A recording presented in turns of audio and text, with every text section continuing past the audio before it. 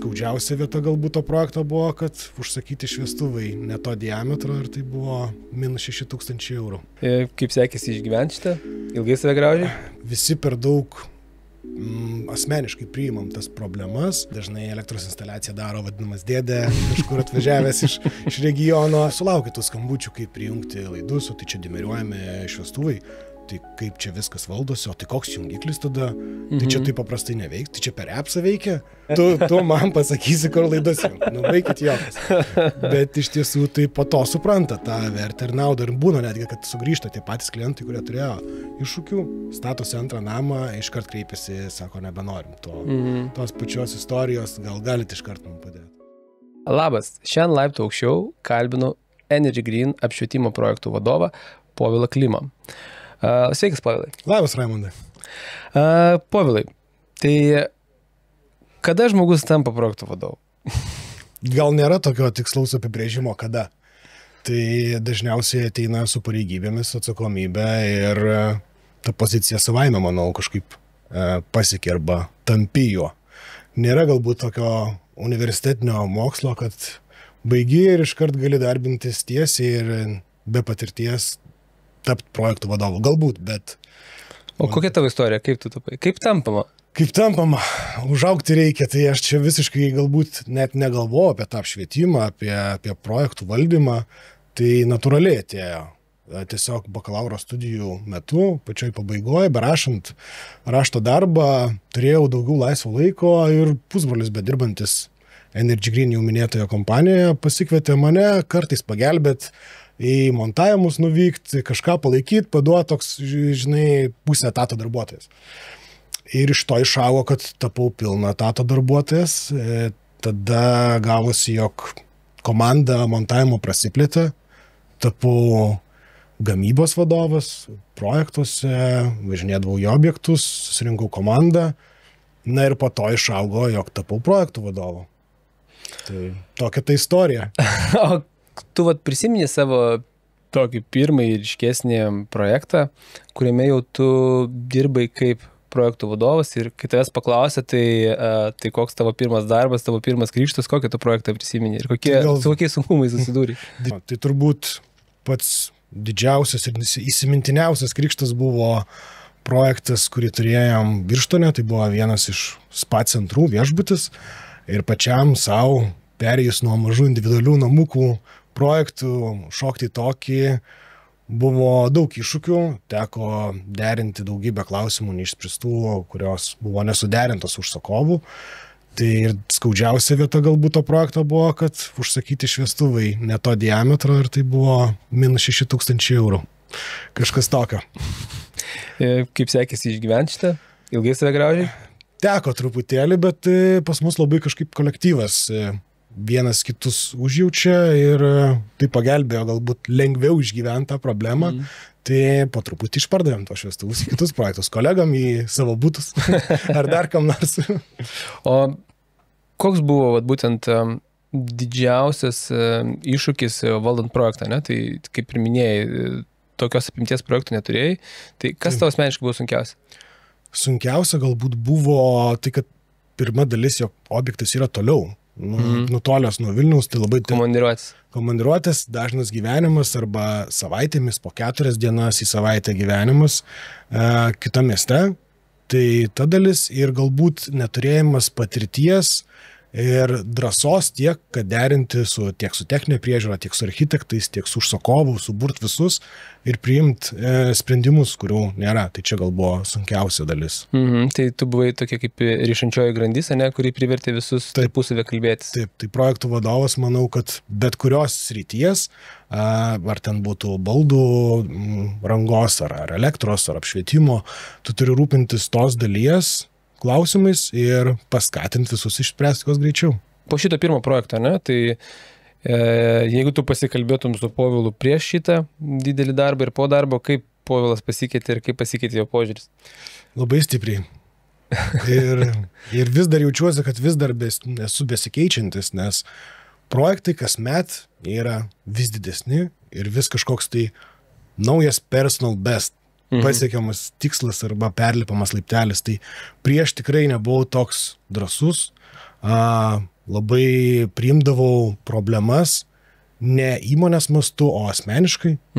Tai dabar žiūriu į viską truputį kitaip. Tai nėra mano asmeninė problema, arba čia Povilas suklydo, arba Povilas kažko nepatvirtino. Tai ne, tai yra komanda dirba, aš nedirbu vienas, tiesiog prie projekto yra visa komanda ir mes esam susiję ir su kitom rangos dalimis, tai su elektra, kaip ir Raimondai pačiam tenka su išmaniais namais, tai visi turim dirbti kartu, tai čia nėra tiesiog mano problema, tai tą žiūriu truputį kitų kampų. Tai atsirado tokia branda, kai tu supranti, kad visą laiką yra vietos, kur suklys ir visą laiką mes klystam ir jeigu tu tai priemi asmeniškai, tai kaip ilgai tu galėsi tverti, ne? Taip, tai čia ir yra, manau, didžiausia problema ateinant jauniems žmonėms dirbti projektų vadovus.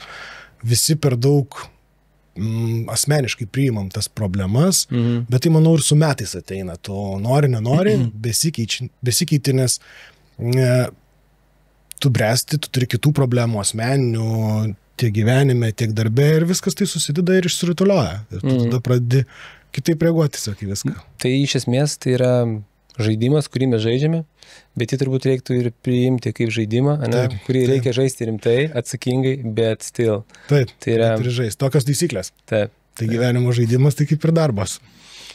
Tai kalbant apie tavo darbo specifiką, ne? Tai statybose mes įsivaizduojame projektų vadovą, tai kaip tokį generalinį vadovą, kuris tas visas statybas sužiūri. Tai apšvietimo projektų vadovas yra tokia gan labai specifinė, siaura sritis ir kai kas gali pagalvoti, tai ta prasme, kad nesumontuos man šviestuvų, ane? Ir štai ateina Povilas ir sako, kad čia reikia daugiau negu tiesiog imti išpjauti ir prisukti. Tai tu papasakok man, kodėl projektų vadovas iš tikrųjų yra reikalinga pozicija ir koks yra vaidmuo tavo. Tai dažnai galbūt, ką minėjai pats Raimondai, tai yra mažesniuose projektuose ta problema, nes didesniuose šiai dienai bent jau taip dažnai nieks nebekelia to klausimo, ar tikrai mums reikia, ar mums reikia apšvietimo projektavimo. Taip mums reikia, nes jie supranta, kokią naudą tu atneši ir kiek problemų išsprendi. Bet dažniausia problema, kad ar tikrai mums reikia, tai yra mažesniuose individualiuose projektuose, 2 kambarių butas, 3 kambarių butas ar mažas namelis ten iki 80 kvadratinių metrų. Nes suprantam, jog mes visi norim kažką pasidaryti, ypač jeigu dar šeimoje yra vyras, kuris viską moka, gali įsukti ten varžtą ar ten įkalt vinį į sieną, tai aš galiu pats. Bet žmonės dažnai neturi patirties, kada tu dirbi ne tik tai su apšvietimu ar tik tai elektros instaliacija, bet tu stataisi namą. Tai tu turi ir kitas dalis. Tai tu turi vėdinimą, turi elektrą, turi šildymą, turi kanalizaciją, nuotekas, viską tu turi ir reikia visą tai sužiūrėti. Ir reikia mokėti skaityti brėžinius. Vienas iš mano darbo specifikos yra, kad aš turiu sutikrinti ir kitų dalių brėžinius. Kad mano dalis nesikirstų su kita. Ir žinoma komunikacija tiek su interjeristais, tiek su rangovais. Mes turim sužiūrėti ir kartais tenka būti, kaip aš sakau, vertėjų. Reikia išversti architektų, interjero dizainerių kalbą paprastam montuotojui, kad jis suvoktų, jog čia reikia išgręžti tokio diametro skylę ir viskas bus ok. Bet tu dar turi ir sužiūrėti tada, ne? Taip, kad neliptų vieni daiktai ant kitų. Taip, neliptų, tai ką didieji projektai turi, kas veikia, tai jie turi sistemas, kada visos dalys sukelia 3D modelius. Ir tada tu matai, kas kertasi, kas ne. Bet mažesniuose projektuose, nieks neinvestuoja tokių pinigų, tai tiesiog, reikia susižiūrėti, pasitikrinti brėžinius, ko dažnai galbūt kartais per skubėjimą arba per tą laiko neturėjimą, pats fizinis klientas, jisai neturi laiko sužiūrėti ir jis neturi žinoti to. Tai dažniausiai tas specifika yra. O tai pavyzdžiui, jūs dabar dirbate Energy Green, tai kada klientas gauna apšvietimo projektų vadovą, kai jis nusipirka šviestuvus, kaip visą tai vyksta, nes, žinai, tai kaip man gauti tą, žinai, Povilą ir jo kompetenciją savo objektui?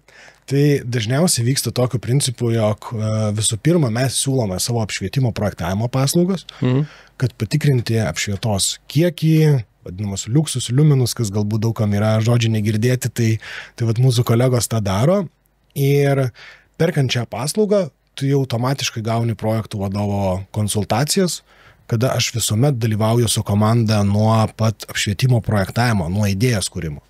Arba kitas variantas, kitas kelias yra, tai perkant tiesiog, jeigu žmogus nenori investuoti į apšvietimo projektavimą, pasitikrinti apšvietos, pasitikrinti, ar visi šviestuvai yra vietoje, ar jų nėra per daug ar per mažai, tai tiesiog kitas kelias yra ateinant su interjero dizainerio paruoštų planeliu ar savo paruoštų planeliu, nusipirkant šviestuvus, mes vis laik mielai pakonsultuojam, aišku, galbūt nesuteiksim tokio lygio konsultacijų, kada turim projektą su jau apšvietimo projektavimu, kada viskas nuo pat pradžių yra prasidėję ir mes esam daug daugiau įsigilinę, bet visada padedam, pakonsultuojam ir pasakom bent jau esminius tuos kertinius punktus, į ką reikia atkreipdėmėsi, tokius kaip lubų aukštis tarp gipso kartono perdangos arba kad nesikirstų tam tikri dalykai dėl valdymo, kas labai dažnai būna didelė problema projektuose.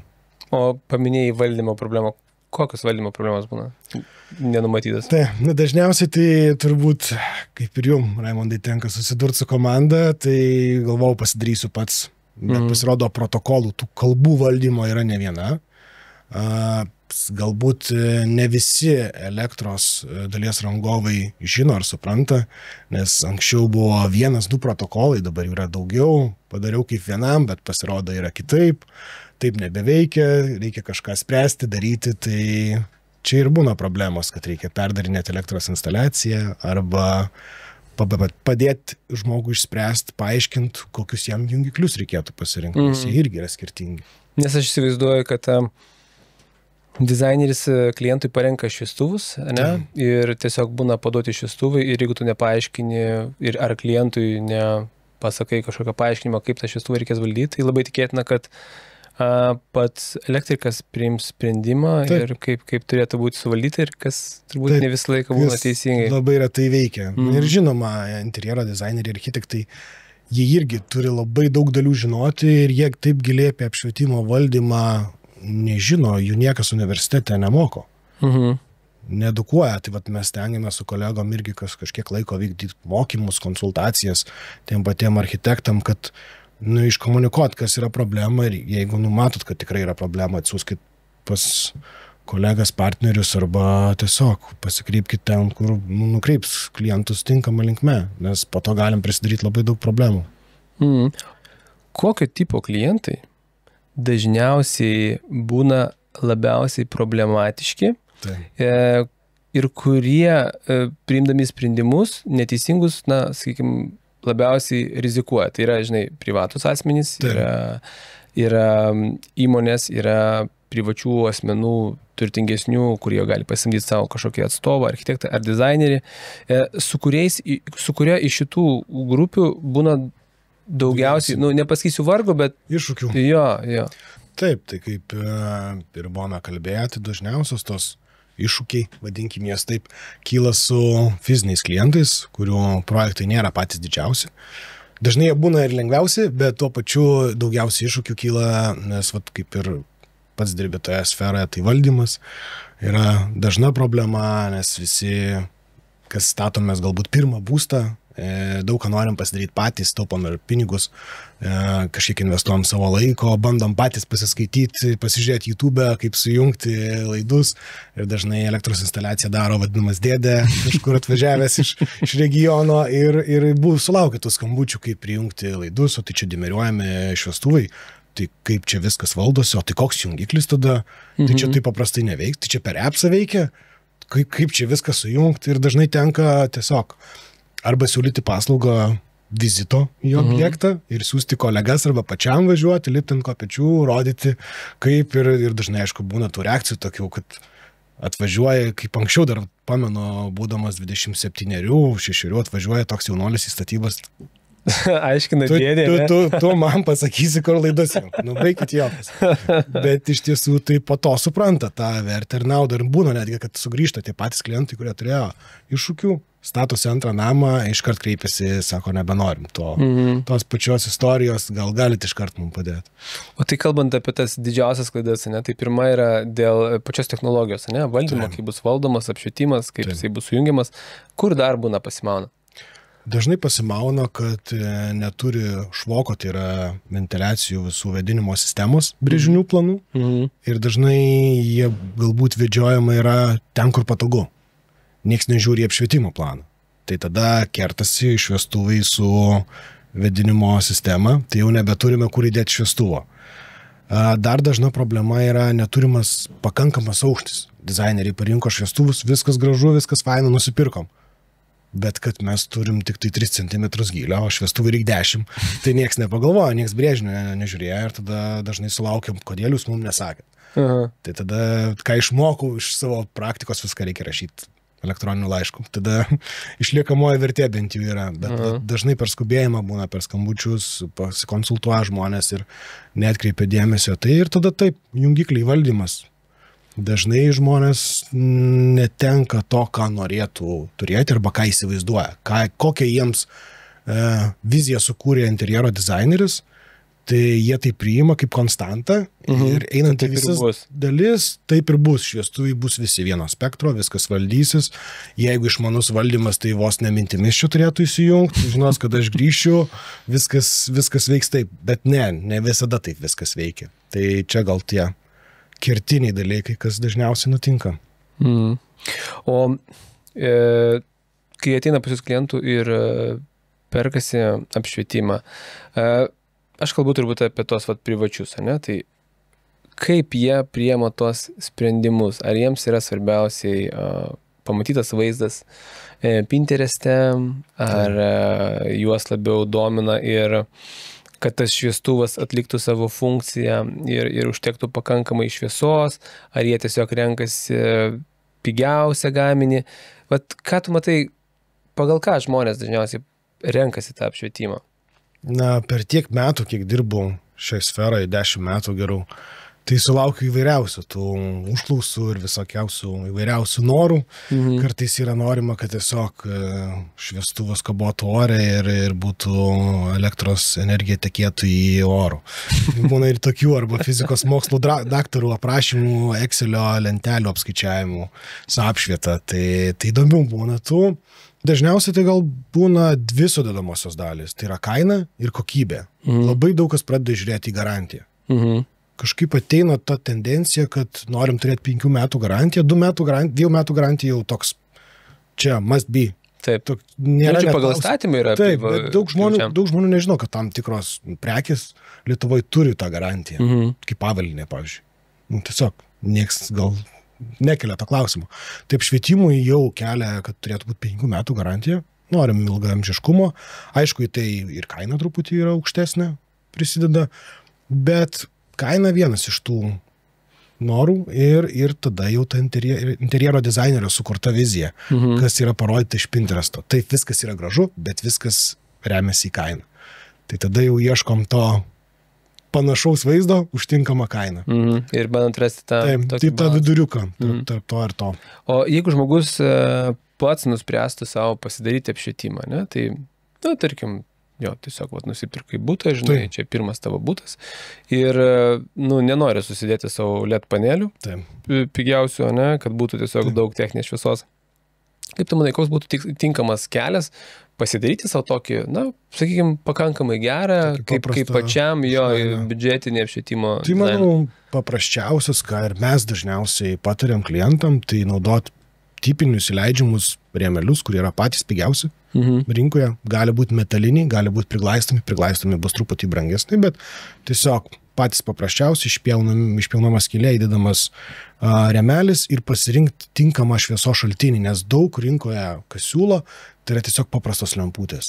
Lemputės neturės aukšto spalvų atkūrimo dažnio. Carai. Jo, carai, jeigu kas nežinot, tai paklauskit savo žmonų, jos tikrai žinos, manau, kas yra carai ir kas yra blogas apšvietimas, kas yra blogas spalvų atkūrimo dažnis. Tai nes prie tam, kuo aukštesnis carai, tuo spalvos yra natūralesnės.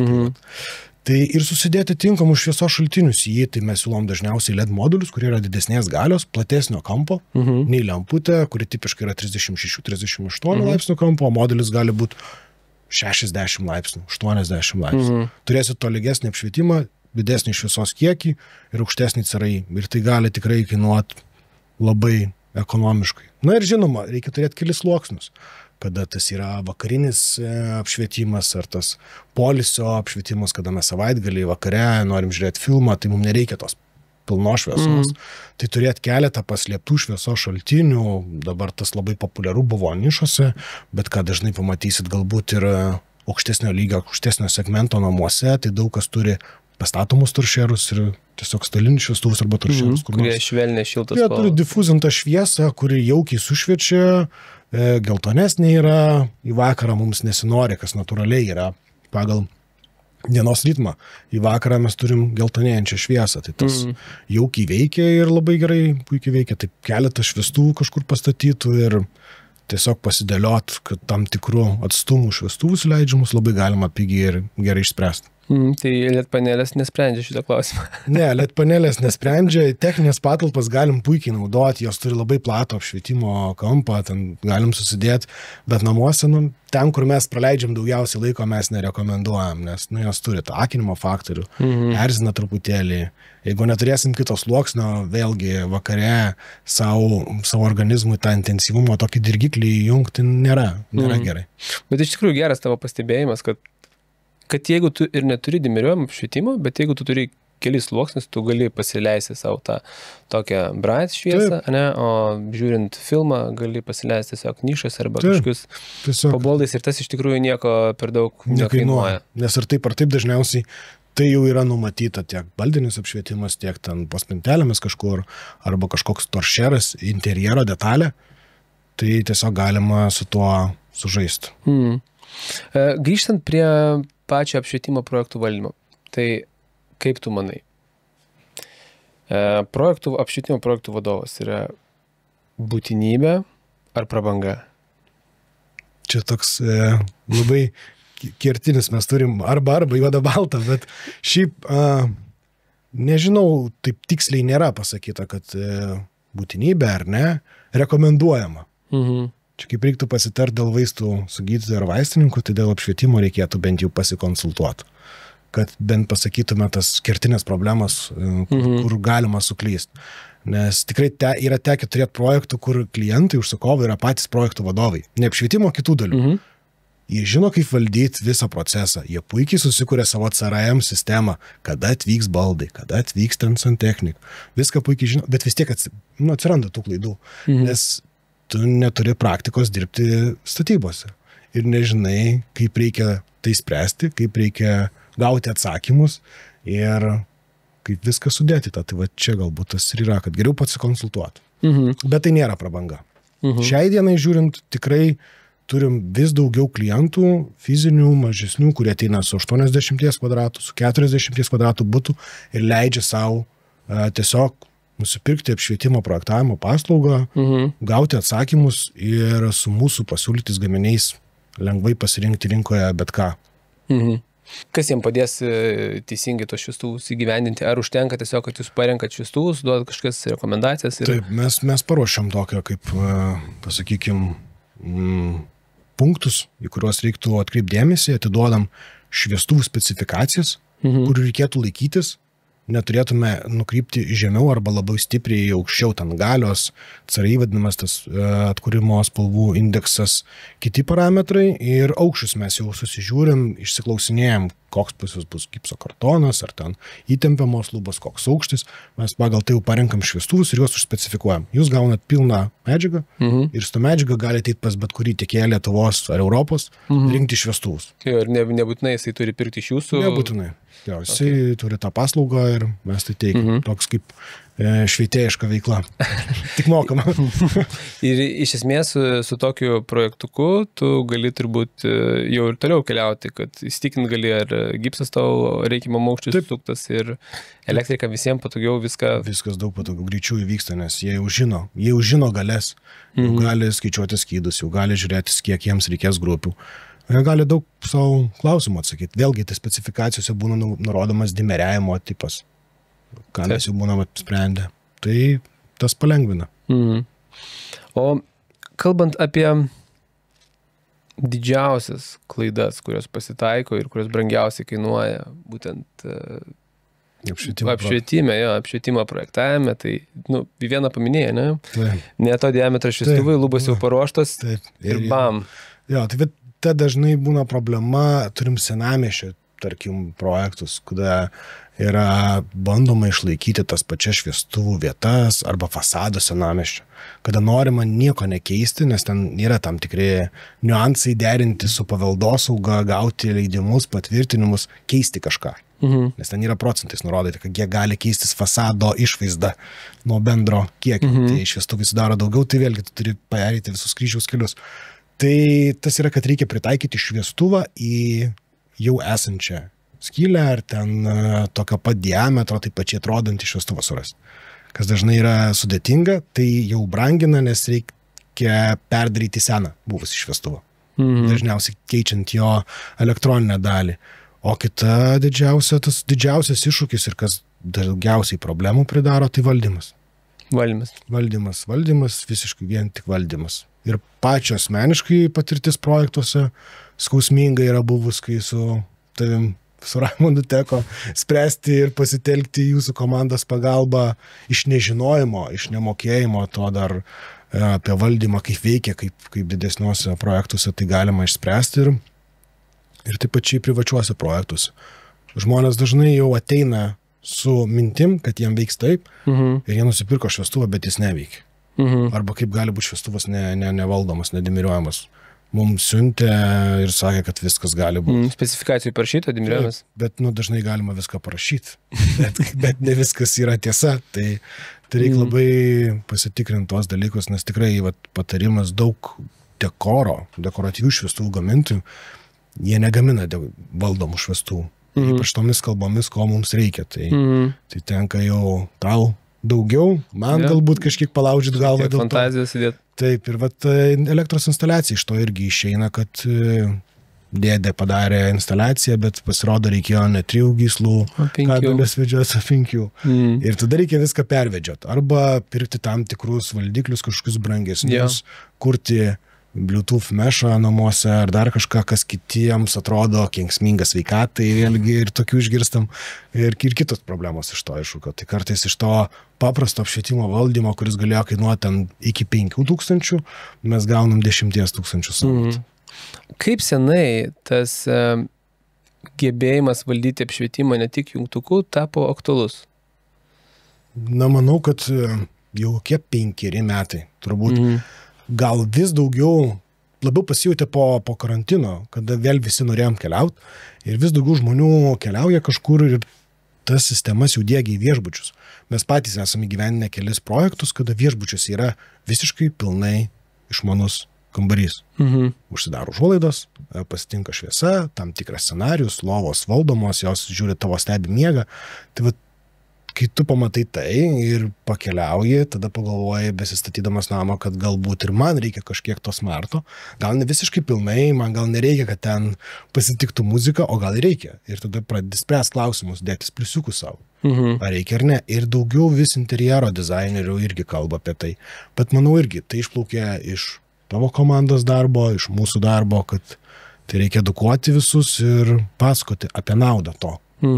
Nes dar viena problema, kuri dažnai gali būti pamirštama tiem, kas statosi pirmą, antrą namą didesnį, tai yra, kai tikrai gauni gražų, išgalvotą apšvietimo interjerą su daugybė sluoksnių, viskas atrodo gražu, paveiksliukas gražus, bet nepagalvota apie valdymą ir sudėti, tarkim, 8 jungikliai, tai 2 eilėm po 4 ir kai tu turi kasdieną... Pianino klaviatūrą, tai turi ieškoti. Jo, ir kad ateini, turi tą sceną nusipiešti, maigydamas mygtuką. Tai aš tikiu, kad pirmą dieną galbūt tą padarysi, bet jau po to tai tiesiog taps nenaudojama ir tie pinigai išmesti. Taip, teisingai, aš pats iš savo asmenės patirties esu gyvenęs bute, kur turėjau 2 eilės jungiklių. Nu, realiai tu tiesiog naudoji tą, kuris artimiausias ir kuris širdžiai mieliausias, turi 2 scenarius. Taip. Visa kita yra nenaudojama. Taip. Tai yra tiesiog... Galbūt anksčiau tai bandydavo sužaisti rangovai, staupydami, turim daug sluoksnių, viskas veikia gražiai, junginiais, bet tai kasdienybėje neveikia. Yeah. Tai visiškai kitaip veikia, kai esi... Aš taip manau, jie yra teisūs, nes jie, tai va, prašom, tai įsijung ir bus tas apšvietimas. Jo, iš tos pusės taip. Čia kaip pažiūrėsim į situaciją, taip tai veikia, bet ar tai naudojama, ne. Taip. Tai tiem, kas nežino, tai jeigu turi tiesiog išmaną apšvietimą, tai vienas jungtukas paspaudi klavišai, tau įsijungia visa scena, kombinacija šviestuvų, šviesiau, tamsiau, televizorius, vakaras, naktis. Gali daug dalykų išspręsti. Jo, tada tai yra paprasta. Kitas klausimas yra, kokios būna pasiekmes, jeigu apšvietimo projektavimas ir apšvietimo klausimas būna paliekamas pačiai statybų pabaigai.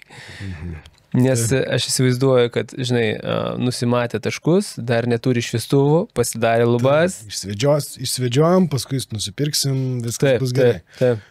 Tai labai apriboja mūsų laisvę rinkti šviestuvus. Labai paprastai. Tiesiog nežinojom gylio arba po to nepamenam, koks gylis buvo, tai ką dabar parinkti, tada reikia pjauti skylę, žiūrėti, ką ten turim. Tai tokių atsiranda sunkumų ir tada susisiaurinam, bet aš norėjau to įleidžiamų šviestuvų, priglaistomų, tokių nėra.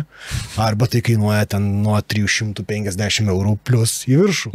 Ir tada, bet aš norėjau išleisti 50 eurų. Ir tai labai susiaurėja ta mūsų paieška. Tai čia galbūt tas atsakymas, kad mes turėsim problemas parinktyse.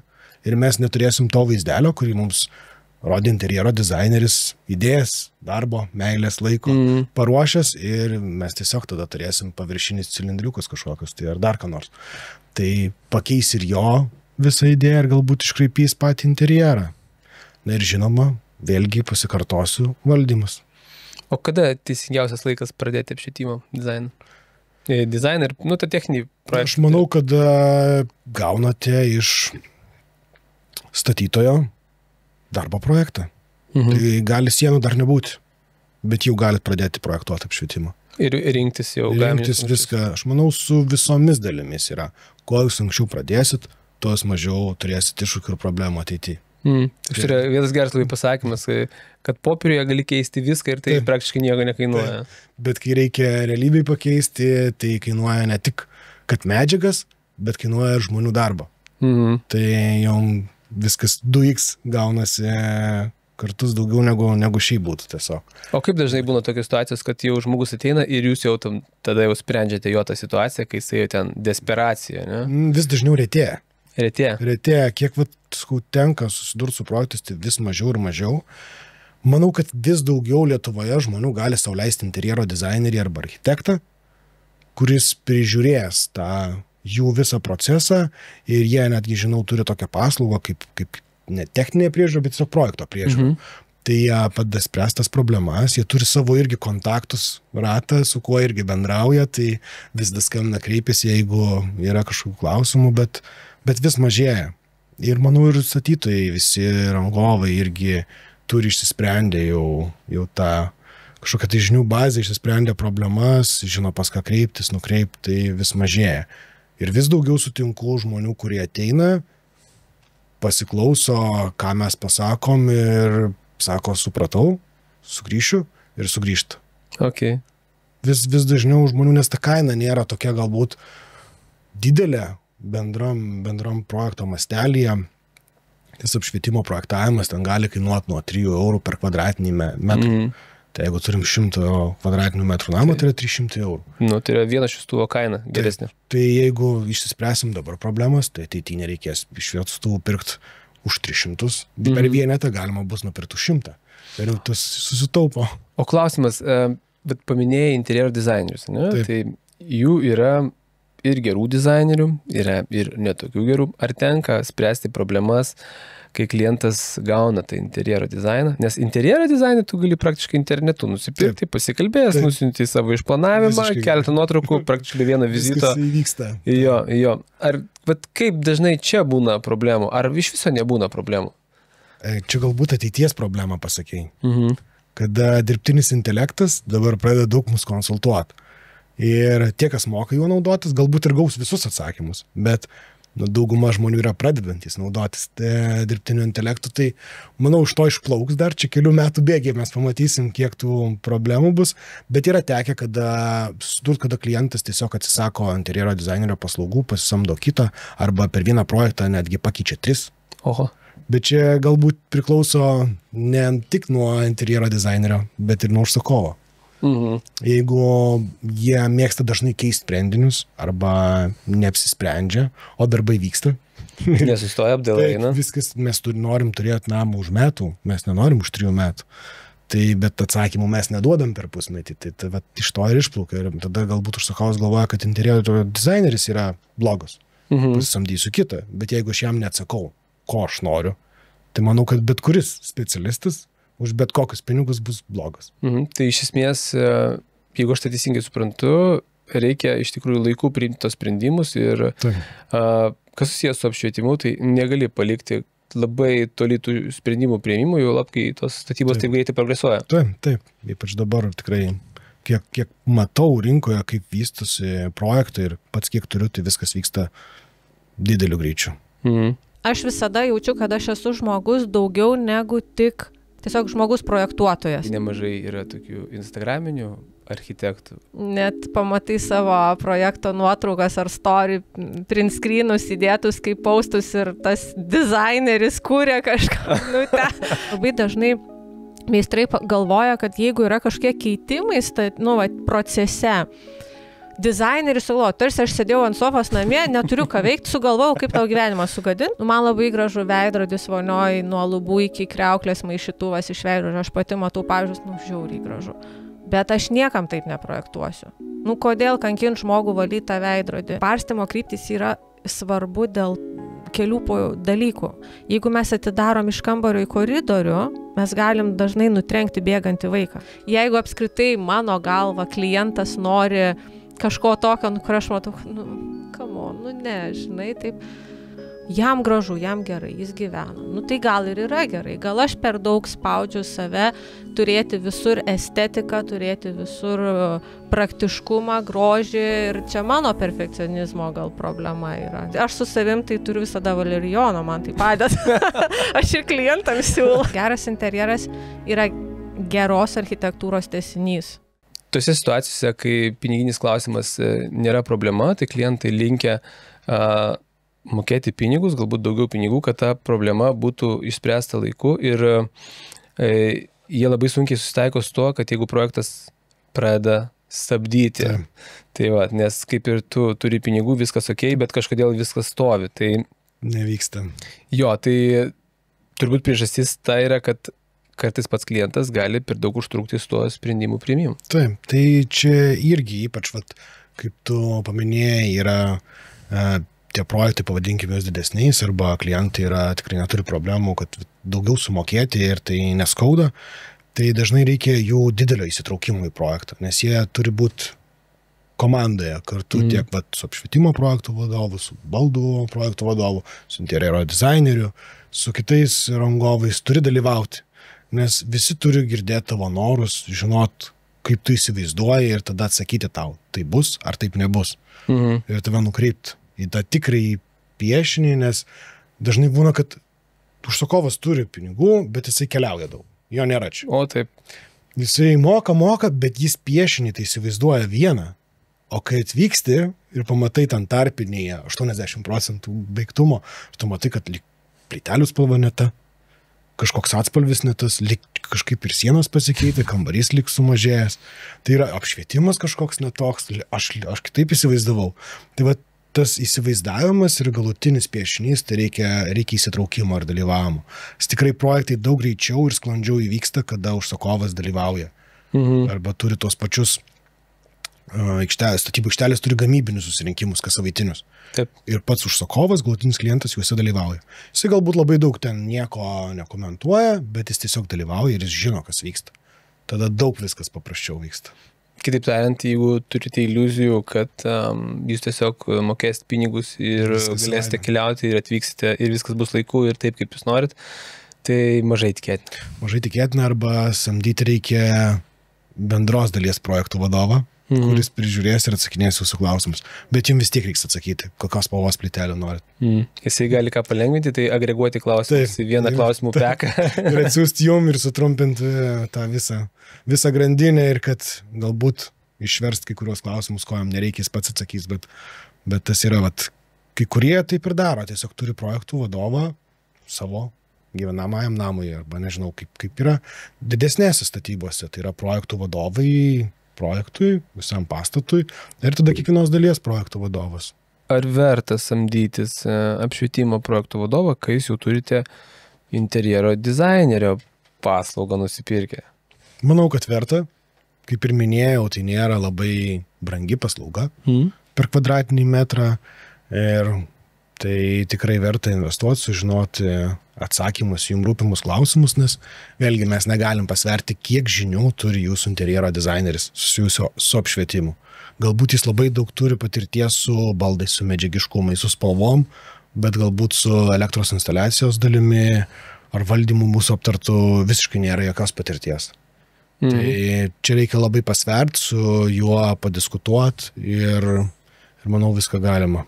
Ar pasitaiko tokių klientų užklausų, kuomet jūs gaunate, kad klientui reikia šviestuvų ir kai jūs kažką jaučiat, kad kažkas signalizuoja, kad kažkas čia ne viskas gerai yra su tuo projektėliu. Tai būna. O tai kas būna? Būna, kad galbūt klientas žino daugiau negu mes žinom, arba bent jau jam taip atrodo. Tai tas, arba tie norai kartais tokie utopiniai.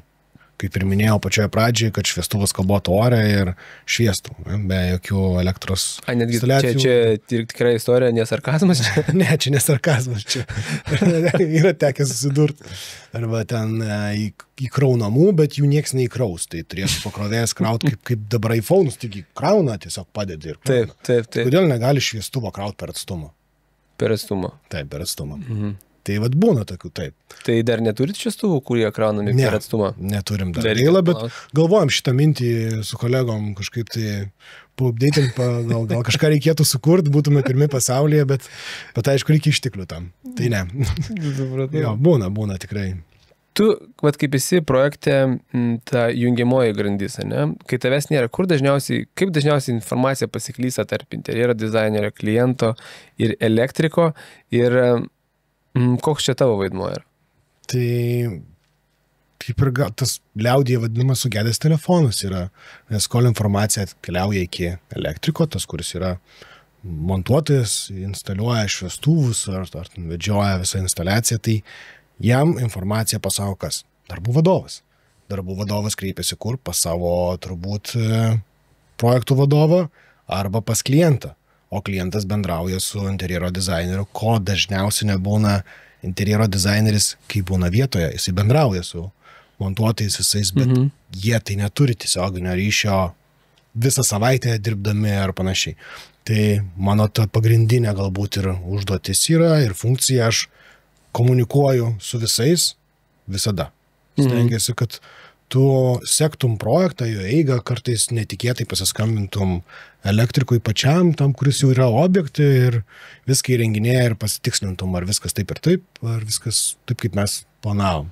Nes tikrai interjero dizaineriai, architektai, jie turi krūvą sprendimų priimti, visas dalis žinoti, nuo grintų, nuo betono, nuo priemaišų, nuo spalvų, gipso, kartono, storio, ten lapų, kiek jų, kur ko reikia. Labai daug turi išspręsti ir kartais tai mes pagreitinam. Tai iš esmės į tave turėtų visi kreiptis, ne? Taip. Kai bet kas klientas turi informacijos, dizaineris turi pakeitimus tu ištransliuoji. Taip, aš ištransliuoju, atnaujinam su komanda taip pačiai brėžinius, visiems prieinamų formatu, parašom bendrą laišką, visus informuojam, prisegam, kad visi būtų tam pačiam puslapį, pavadinkim. Tai čia yra toksai teisingesnis tas informacijos kelias, Taip, kad ne nuosekliai per grandinę, o Taip, per vieną centrinį tašką. Taip, nes tiesiog pasimeta. Arba tada jau turi turėti tą bendros dalies projektų vadovą, kuris rūpinasi tą informaciją, bet irgi srautas yra didelis ir aš manau, kad ta informacija vis tiek pasimeta. O kaip dažnai klientai keičia savo nuomonę projekto vidury? Priklauso nuo kliento, bet būna. Dažniausiai galbūt būna pakeitimai ties dekoratyviniais šviestuvais, tais visais elementais, nes pamatom, kad galbūt jis netinka arba jau nebeužtenka pinigų samatoj. Kaip žinom, visada pamatams yra daugiausiai pinigų.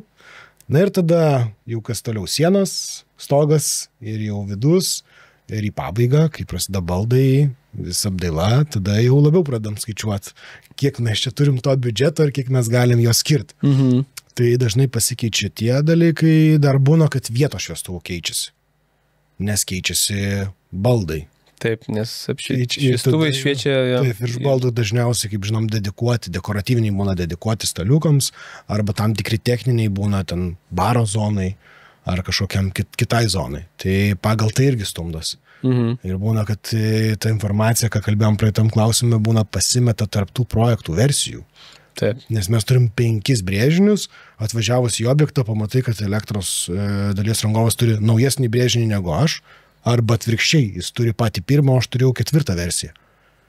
Ir iki jo niekaip neatkeliauja. Tai tiesiog mano darbas irgi yra palikti brėžinį, pasidalinti, kad viskas vyktų sklandžiai ir visus informuotų. O tu paminėjai apie biudžetą. Tai kaip būtų teisingiausiai tą biudžetą suvaldyti, nes tas statybos yra ten, kiek neįdėsi pinigų, tiek bus kaip juos išleisti. Taip, visada. Tai ką tu patartum klientui? Tai kaip su tuo apšvietimu neišlipti iš biudžeto ar likti biudžeto rėmose, ar galbūt yra situacijų, kai tu patari, kad, blemba, vis dėlto čia geriau dabar šiek tiek kilstankim, bet galbūt bus geriau. Kaip šita vyksta vieta valdymas biudžeto? Tai dažniausiai aš klausiu klientų, ar jie yra nusimatę kažkokią dalį. Nes dalis yra labai puikiai pasiskaičiavę savo sąmatas, žinom, kai imant būsto kreditą, mums reikia pasiruošti kažkokias tai sąmatas ir įsivertinti kiekvieną dalį. Tokį mini projektą pasiruošti. Tai jie jau būna kažkokią sumą nusimatę. Bet didelė dalis klientų taip pat yra nenusimatę jokios sumatos. Net neįsivaizduoja, kiek tai gali kainuoti. Tai pradedam nuo labai paprasčiausių dalykų. Turim pavyzdžius per patirtį ir sakom, tiek kvadratinių metrų būstas, apšvietimas, ekonominis variantas, nuo ten 2000 iki 3,5, tada vidutinis nuo 3,5 iki 7-8 ir tada jau iki begalybės. Čia neskaičiuojam jokių dekoratyvinių šviestuvų, nes šviestuvas gali kainuoti 3000 tiesiog. Kalbam apie techninę šviesą, paslėptą apšvietimą, tie basic tipiniai dalykai. Na ir tada jau mes gryninamės. Klientas pats pajaučia maždaug, kiek jis gali skirti. Dažnai neatsako, bet iš antro paklausimo 80%, 90% atsako. Kad turim ten iki 5, turim iki 10 tūkstančių. Ir tada jau pradedam ieškoti bendro sprendimo. Mes visą laiką linkę žiūrėti ir kur galim, ten techninės patalpas, garažus ar kažką tai sutaupyti. Bet tarkim, visada patiriam lauke esančius šviestuvus, rinktis aukštesnės kokybės. Nes tikrai bus problemų, patys turim daugybę projektų, kada tai yra tiesiog tiksinti laiko bomba, kada reikės spręsti, reikės kviestis elektriką, reikės išardyti, reikės pirkti naują šviestuvą. Ir tai amžinai bus. Visada, kol gyventi, visą laiką reikės taisyti tą vietą. Tai geriau ten investuoti. Juk būna tokių atvejų, kai klientas turi nusižiūrėjęs kažkokį tai šviestuvą arba įsimylėjęs kažkokį tais apšvietimo sprendimą, bet tu matai, kad realiai nepavyksta padaryti. Ar kaip jūs su tam problemam dylinas? Būna, tikrai būna. Yra keliai. Arba jeigu mes neturim visiškai jau dar pasirašę sutarties, nedirbam, tai tiesiog natūraliai pasakai, jog mes negalėsim to įgyvendinti, mums tai atrodo utopija, galbūt kitiem pavyks, bet mums nepavyks, nors mes taip galim sakyti, kad mūsų kredo yra viskas įmanoma, tik tai yra pinigų limitas. Aišku, to kabančio ore šviestuvo neįmanoma. Vis tiek nepavyks padaryti. Nepadarys, tai tiesiog reikia pasakyti, kad mes negalėsim to įgyvendinti ir tiesiog kažkaip taip labai išsisprendžia. Žmonės dažniausiai supranta, kad kas neįmanoma, tada parodai jam alternatyvų variantą, kas yra įmanoma. Negali pasakyti, kad tiesiog neįmanoma ir mes nedarysim. Taip. Reikia, norint, kad tave vertintų ir tu būtum kompetitingas, tai tu turi parodyti variantą, kuris yra arčiausiai to, bet nėra tai. Tai čia labai dažnai tenka susidurti su architektais arba interjero dizaineriais, kada turim verslo centrus, viešbučius ir visi nori vis kažko naujo. Nenori taip daryti pat kaip kitur. Ja. Ir sukurkim savo šviestuvą, savo šviesos instaliaciją. Kažką pakabinkim tokio, pagaminkim iš metalo, plastiko, medžio, apjunkim viską ir kad šviestų. Tai dažnai tenka spręsti, nes nėra tokio daikto, tai sėdam su komanda, braižom, siunčiam skečus, brėžiam. Realiai kūrėt? Kūriam, rodom, darom bandymus ir dabar turim kelis projektus, prie kurių dirbam, kūriam, vežam į vietą, kabinam, žiūrim mastelį, ar tai atrodo realu, nes viena yra brėžiniai, kita yra pamatyti realiai. Tai taip kažkaip įgyvendinam. O dar grįžtant šiek tiek prie pinigų klausimo, kokios būna paslėptos išlaidos apšvietimo projekte, apie kurias yra kartais pamirštama, ar gal netgi būna nepatogu apie jas kalbėti? Tai dažniausiai tos pamirštos išlaidos tai yra valdymas. Valdymas. Ja, šviestuvas pats nešvies. Taip, jisai, gerai, įjungti iš jų galim, bet aš įsivaizdau, kad jis valdysis, tai mums reikia tada valdomo jungiklio, valdomi šviestuvai yra brangesni, plus 20-30% priklauso nuo protokolo. Tada dekoratyviniai šviestuvai dažniausiai nesivaldo, bet aš galvoju, jog viskas valdysis, juk aš nusipirkau šviestuvus, tai valdomus. Ir aš turiu išmanę namų sistemą, bet dekoratyvinius šviestuvus tiesiog įėjus į patalpą įsijungia 100%.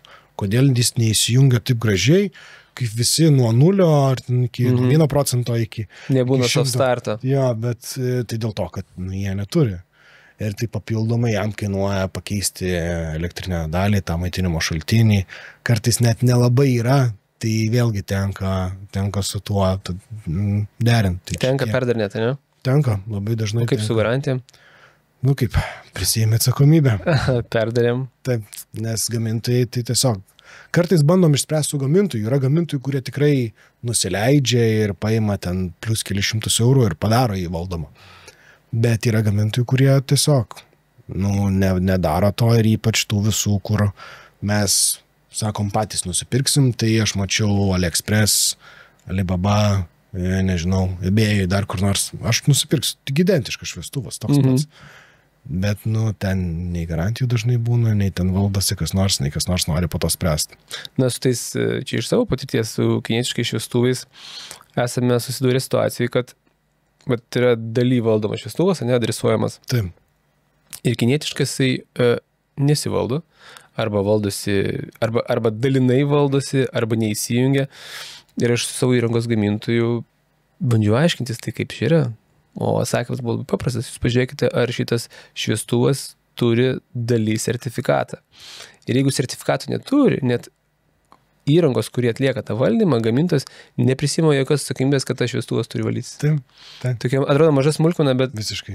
Taip. Bet tu tas yra, nusipirksiu ten iš AliExpresso ar ten iš Alibaba. Taip, tai būna tikrai ir tas neveikia ir negali niekam nieko pasakyti. Jo. Dar būna baisiau, kai, tarkime, yra dabar CLT namai statomi iš grinai presuoto medžio plokščių, jau praktiškai surinkę namą, jis būna jau su galinė apdaila. Tai visa ta komunikacija vyksta vos ne namo išorėje. Ir šviestuvai vienas kabelis, sukomutuotas namo išorėje ir taip toliau, ir sumontuoja iš to šviestuvus, jie tiesiog neveikia. Taip, ir jau nieko. Tai tada tampa labai brangu šitas problemas spręsti. Jo, bet aš taip pat irgi suprantu žmonės, kad, kaip tu žmogui pasakysi, tu dabar tikrinkis kiekvieną savo šviestuvą, jis yra dalis certified. Na, bet čia, manau, su viskuo, bet kuo, ką mes perkame ne Lietuvoje arba ne Europoje, tai mes nebūtinai gausime sertifikatus. Ir kas tai užtikrins, kad jie yra sertifikuoti, viskas veiks? Niekas. Tai tiesiog kartais tų kinietiškų produktų yra tikrai gerų. Mes susiduriam, kad kiniečių gamintojai tiesiog kuria atstovybės ir įmonės Italijoje, nes jie gamina brangiam segmentui šviestuvus, tik tiesiog kaip jie atrodys turėdami ofisą Kinijoje.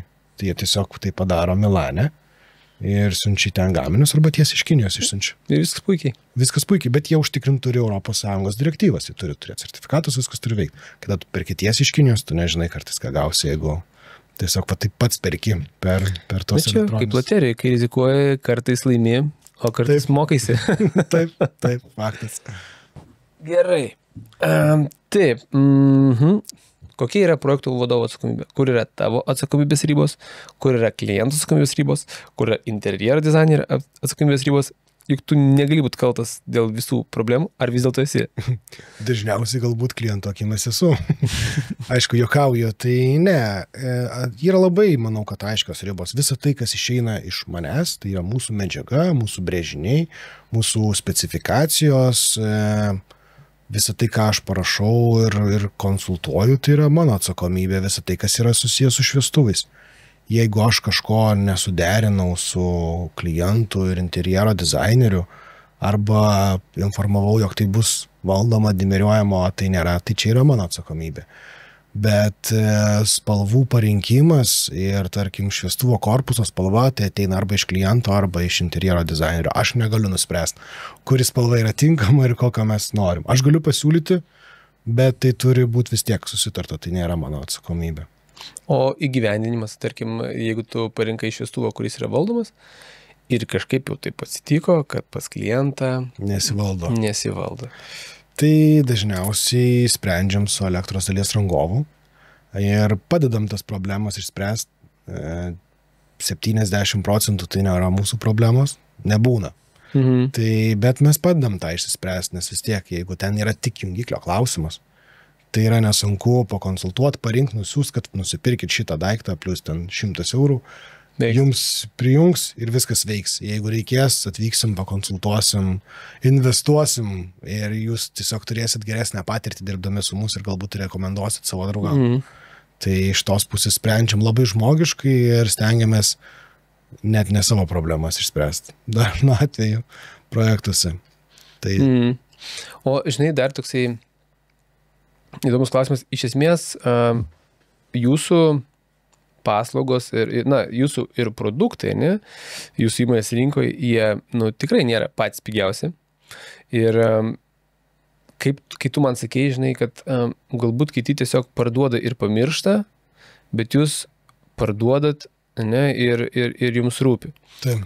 Kaip dažnai turite klientus, ar turite, kurie ateina iš tų pardavėjų, kurie parduoda ir pamiršta?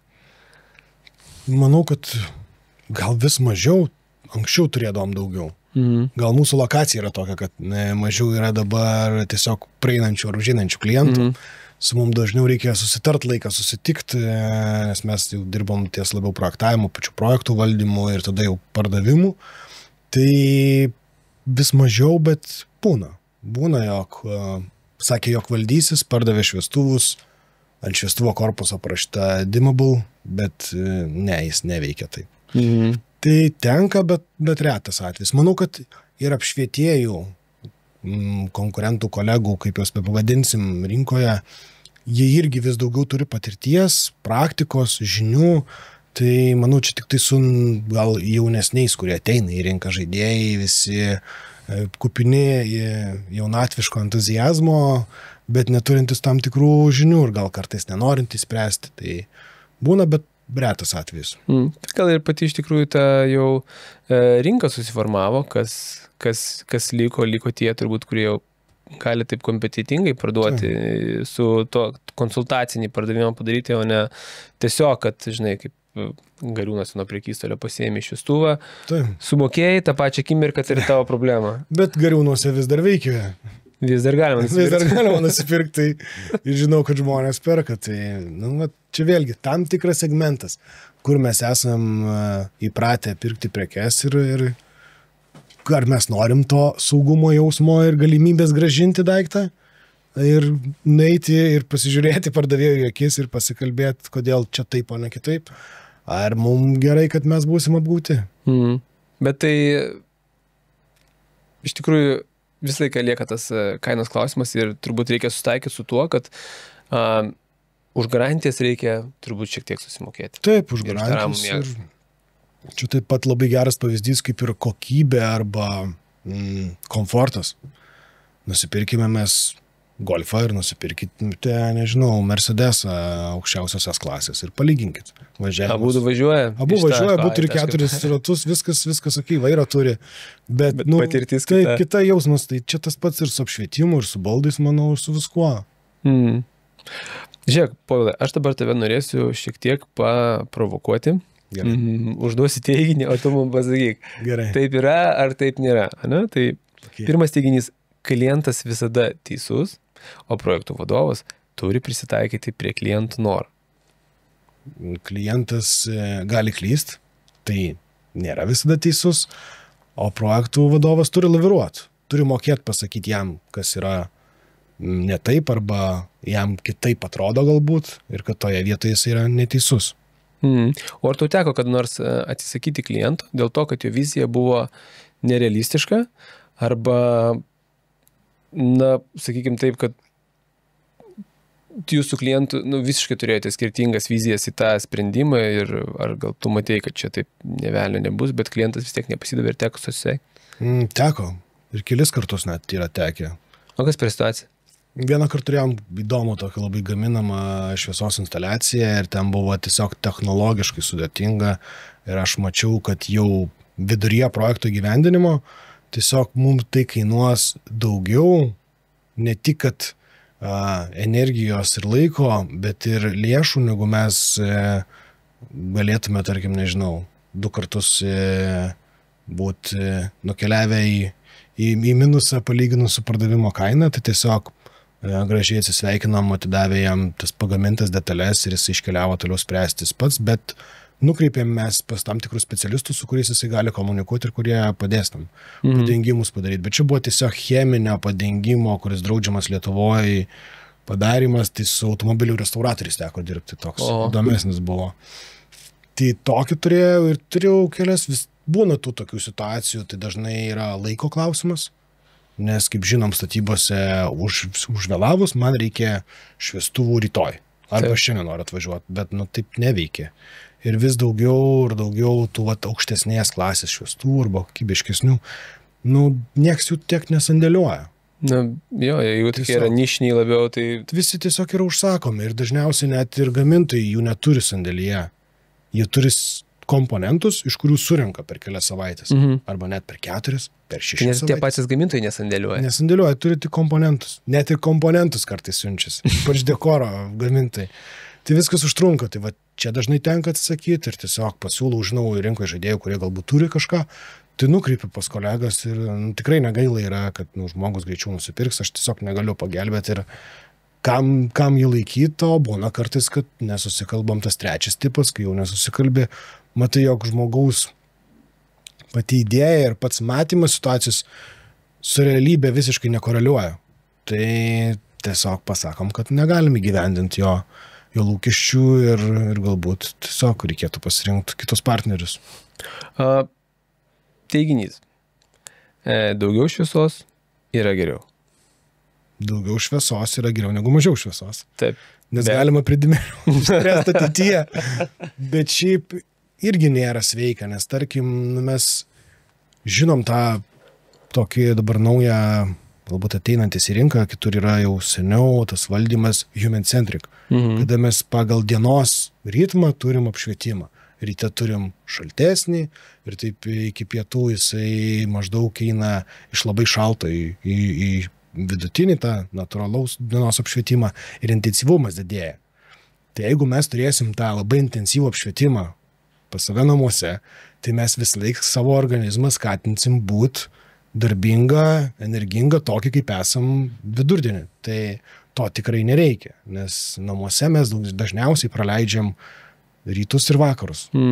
Tai nebūtina turėti. Geriau galbūt turėti truputį mažiau, bet šitas vėlgi pasakymas, kiek tas kas yra mažiau. Kas yra daugiau, kas yra mažiau. Tai jeigu žiūrėsim į tas normas ir tas darbinės, ką galima kartais net su labai primityviai pasimatuoti su telefonais, aišku, turi daug nuokrypių, bet su kamerom yra programėlės, tai jeigu turit 500 liuksų, tai tikrai yra optimalu, bet neturėkit ant namuose, ant stalo paviršiaus, ten 1500 liuksų. Tai čia yra nereikalingas apšvietimo kiekis. Aš manau, čia tas yra atėję iš to momento, kai mes pakeitėm kaitrinės lemputės į ledinės lemputės ir tai visi, wow, daugiau šviesos, čia bus kaip diena namie, ne? Taip. O po to gaunasi taip, kad esi tokiai nejaukioj, ryškioj salėje. Operacinėje esi visada, arba gamyboje kažkokioj gamykloj, kur labai ryškiai šviečia, tai tą pastebim, tai geriau jau gal tada mažiau.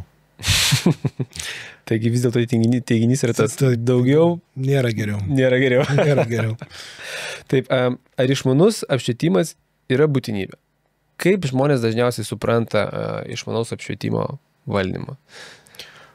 Na, vis dažniau susiduriu, kad žmonės nori to išmanaus apšvietimo, daug kas nesupranta, bet pradeda klausti. Anksčiau buvo toks jau kaip tabu labiau. Išmanus namas, išmanus apšvietimas, čia ne man, čia per brangu, čia tik tai jau gali sau leisti tie, kur turi daug pinigų, kur namai po 3, ten 600 kvadratinių. Čia tos funkcijos, kurias aš nenaudosiu. Jo, kur nenaudosiu. Bet vis daugiau mes pradedam matyti, kad tai veikia, reikia. Tai manau, kad šiam laikui, šiai dienai išmanus namas, galim sakyti, kad yra būtinybė. Nes jis padeda tiek sutaupyti elektros energiją, tiek matyti savo įpročius, tiek galbūt išvykus iš namų matyti, ar nepalikau lygintuvo įjungto ir galimybę turėti išjungti programėlėje. Tai daug dalykų jisai gelbėja ir galbūt nebūtina turėti to pilno vadinamo išmanaus namo, kad jų ten ir užuolaidos valdosi ir kolonėlės groja ir mane pasitinka. Galim turėti tiesiog apšvietimo valdymą ir dar prie tos pačios sistemos prijungti vėdinimą, šildymą. Gal čia tie pagrindiniai dalykai, kurių mums reikia. O kaip įsivaizduoja žmonės, tai įvairiai būna. Bet manau, vis daugiau žmonių, jų ta karta, kuris statosi dabar namus, yra matę 97 metų filmus, tokius kaip 5 elementas ir ten matai robotą siurblį, ką mes dabar tiesiog įsivaizduojam kaip kasdienybę. Tai čia galbūt yra tiem žmonėm, kurie yra vyresnio amžiaus, tai jie gal labiau bijo to išmanaus namo, bet visa karta, kuriem dabar yra ten nuo 25 ir ten iki 47, manau, ar 50, jie yra linkę, statydamėsi namą, turėti tą išmanų namą ir daugiau mažiau įsivaizduoja, kas veiks. Tiesiog galbūt reikia daugiau papasakoti apie pačius jungiklius, kaip tai atrodys, ar tai bus visur planšetės, ar tai bus jungikliai, tiesiog paprasti jungikliai, ką aš galėsiu su juo daugiau padaryti, ne tik valdyti šviesos intensyvumą ar pasižiūrėti kažką. Tai tiesiog pakomunikuoti, kaip kas veikia, papasakoti. O tu užsiminiai apie dalį apšvietimą, ne? Tas anksčiau dalį šitas standartas buvo toksai galbūt mažiau apie jį kalbama, mažiau jo buvo naudojama, gal čia buvo, kaip tu ir sakai, laikoma kažkokiu prabangos elementu. Kaip dažnai dabar tai skamba, kas tai yra, ar klientai tai supranta ir ką jūs su viso tu darot? Tai atsakysiu gal iškart, kad klientai ne visada supranta, bet jiem ir nereikia tai suprasti, tai reikėtų suprasti labiau elektros dalies rangovui, kas įrenginės elektros instaliaciją. Tai dalia tai toks protokolas, kaip mes žinom, yra, kurio kalbasi šviestuvai su centralė, ar kaip pavadinkim, su valdymo sistema. Tai arba su netgi yra jungiklių, kurie gali tai padaryti tam tikrai, bet tai bus toks bukas išmanus namas, pavadinkim. Tai vis dažniau susitinkam, vis daugiau namų, privačių, jau nekalbu apie naujai statomus ofisus, verslo centrus, kada yra dabar tiesiog iš BREEAM reikalavimo ateina tas, kad neturi būti jokių jungiklių niekur. Viskas turi veikti savaime. Automatiškai. Viskas. Tai taip pat yra su santechnika, netgi santechnika turi išsijungti, jeigu patalpoje nieko nėra, jeigu savaitgalis ir panašiai.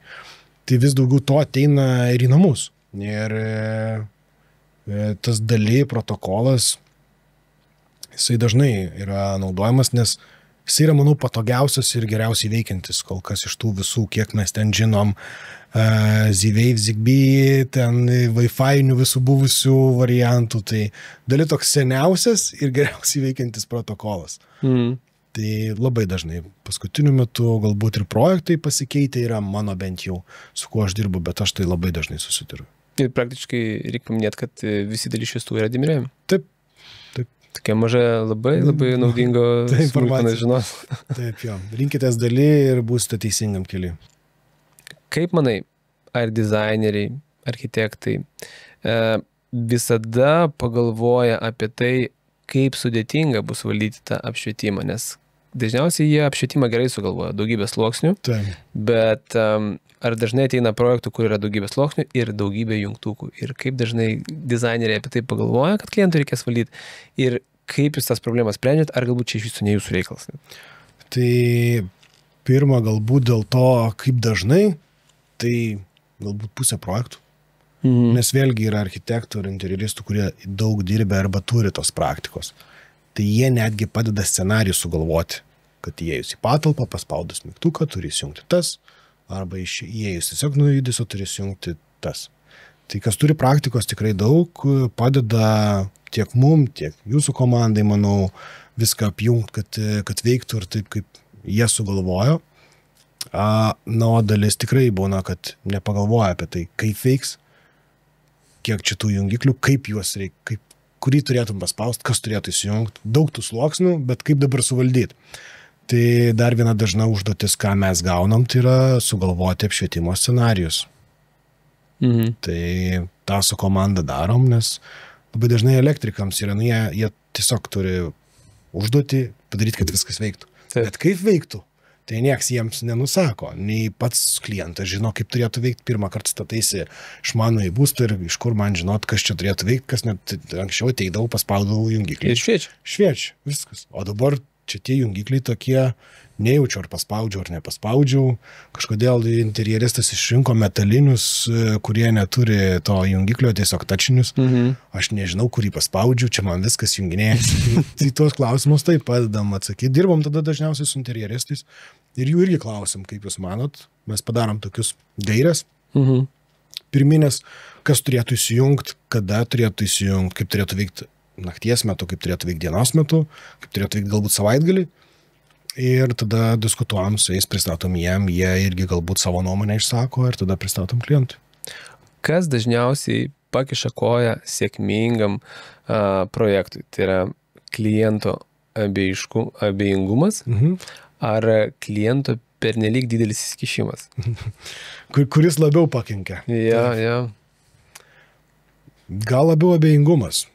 Nes didelis įsikišimas, tai tiesiog kartais galima pasakyti, kad jūs galit vykti atostogų ir nesirūpint, mes viską jums pranešim, informuosim, galit būti šalia, jeigu norit, nėra problemos. Geriau jisai būtų, tada atsakys tam tikrus klausimus, negu visiškai nebūtų. Negu abejingai žiūrėti tai ir po to tikėtis, kad kažkokio tai efekto, kurio tikėsi, bet jo nėra, bet neatsakai į rūpimus klausimus. Ką tu patartum pradedančiajam projektų vadovui, būtent kas susijęs su apšvietimu, ne? Kaip jam greičiau patobulėti ir kokių reikia asmeninių savybių, ne? Kad galėtum šitoj pozicijai išbūti, nes čia šitoj pozicijai tikrai, manau, yra nemažai streso. Taip, tikrai nemažai ir intensyvu ir tai gal pirmas patarimas, jeigu norit, kad diena prabėgtų greitai ir mėgsta dirbti, nenuobodžiauti, nevartyti ten dienraščių ar Facebooko scrollint darbo metu, tai darbas jums, jis tikrai diena sproksta tiesiog, neturit laiko, nežinau, kavos pertraukėlių tikrai nėra 10, bent jau dabar man gal. Iš pradžių gal būdavo, bet taip, tai jeigu norit, kad diena prabėgtų greitai, tai galit rinktis. Kitas galbūt patarimas, nebijokit klyst. Nebus taip, mes nesam visi galbūt kažkokie tai robotai, nors ir jie klysta, ir kompiuteriai suklysta, ir kartais netaip viskas suveikia, tai tikrai klystam ir tai yra žmogiška, natūralu, tiesiog prisimkit atsakomybę ištaisyti klaidą. Tai atsakomybė irgi yra vienas iš tų dalykų, kad jeigu pažadėjai, kad taip turėtų būti, tai arba pasakyk, kad nebus dėl to, kad kažkas, bet stenkis išpildyti tai, ką pažadėjai ir būti imliam, manau, domėtis, keliauti, ką mes darom su komanda, kas 2 metus, stabiliai į Frankfurtą, į visą apšvietėjų meką, kuri vyksta. Light and Building. Taip, Light and Building, važiuojam, taip pačiai ir automatikos dalis būna, einam pasidomėti netgi automatiką, ne tik šviestuvais ir apšvietimu. Tai turi matyti plačiau, nes tai, kas yra artimesnė sritis tavo apšvietimui, tai yra svarbu tau, nes priklausys. Ne vis laik dirbsi su Raimundo komanda. Galbūt ateis naujokų į rinką ir kartais reikia ir juos pamokyti, nes turim praktikų, kada tikrai atsiranda naujos įmonės, jos po to bankrutuoja, galbūt kažkas nepavyksta. Tai reikia domėtis ir plačiau. Ne tik tai tuo ir projektų vadovui dar svarbus dalykas, tai matyti situaciją iš aukščiau. Nebūkit tik tai užsidarę savo galbūt darbo vietoj, bet pamatykit visos komandos darbą, kurie yra susiję su jūsų projektu. Ne tik jūsų galbūt įmoniai. Ten kolegos, kaip aš turiu iš dizaino skyriaus, kolegos iš įgyvendinimo, ten iš gamybos skyriaus, iš dar ko nors, bet pamatykit visą projektą. Kiek yra mažų grandžių susijusių ir kai jūs esat mažas raiktelis. Tai jeigu jūs sugesit, tai galbūt subirės visas aparatas. Tai tokie patarimai, manau. Ir žinoma, jeigu nebijot stresas tikrai kasdienybė, reikia mokėti su tuo tvarkytis. Tai tikrai būna sunku, man pačiam iš pradžių buvo sunku, mano kolegoms, visiems būna sunku ir kiek pakalbu su projektų vadovais, kurie užaugę dabar tikrai valdo ten dangorūdžius po 17 aukštų Lietuvoje statomus. Tai taip pat vis dar mokaisi, vis dar bandai kažko nežinai, kažkas keičiasi. Tai bus to streso, tiesiog reikia išmokti įvaldyti. Kągi, Pavelai, ačiū, kad atvykai ir tikiu, kad dar susimatysim. Taip, gerai, iki. Aš visada jaučiu, kad aš esu žmogus daugiau negu tik tiesiog žmogus projektuotojas. Nemažai yra tokių instagraminių architektų. Net pamatai savo projekto nuotraukas ar story, print screenus įdėtus kaip postus ir tas dizaineris kūrė kažką. Labai dažnai meistrai galvoja, kad jeigu yra kažkokie keitimai procese, dizaineris sugalvojo, tarsi aš sėdėjau ant sofos namie, neturiu ką veikti, sugalvojau, kaip tau gyvenimą sugadinti. Man labai gražu veidrodis vonioj, nuo lubų iki kriauklės maišytuvas iš veidrodžio. Aš pati matau pavyzdžius, žiauriai gražu. Bet aš niekam taip neprojektuosiu. Kodėl kankint žmogų valyti tą veidrodį? Barstymo kryptis yra svarbu dėl kelių dalykų. Jeigu mes atidarom iš kambario į koridorių, mes galim dažnai nutrenkti bėgantį vaiką. Jeigu apskritai mano galva klientas nori kažko tokio, kur aš matau, žinai, taip, jam gražu, jam gerai, jis gyvena. Tai gal ir yra gerai, gal aš per daug spaudžiu save turėti visur estetiką, turėti visur praktiškumą, grožį ir čia mano perfekcionizmo gal problema yra. Aš su savim tai turiu visada valerijono, man tai padeda. Aš ir klientams siūlau. Geras interjeras yra geros architektūros tęsinys.